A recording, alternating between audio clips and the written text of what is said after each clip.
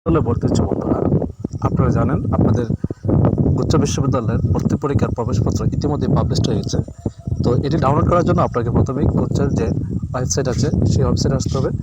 এসে আপনাকে নিচের দিকে আসলে দেখতে পারবেন স্টুডেন্ট লগ ইন। এখানে স্টুডেন্ট লগ ইনে ক্লিক করে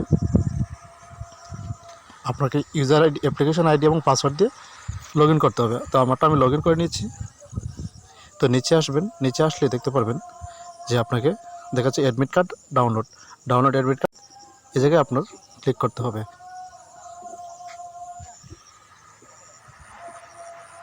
তো এই জায়গায় ক্লিক করার পর একটু অপেক্ষা করবেন। অপেক্ষা করার পর দেখবেন আপনার অ্যাডমিট কার্ডটা ডাউনলোড হয়েছে।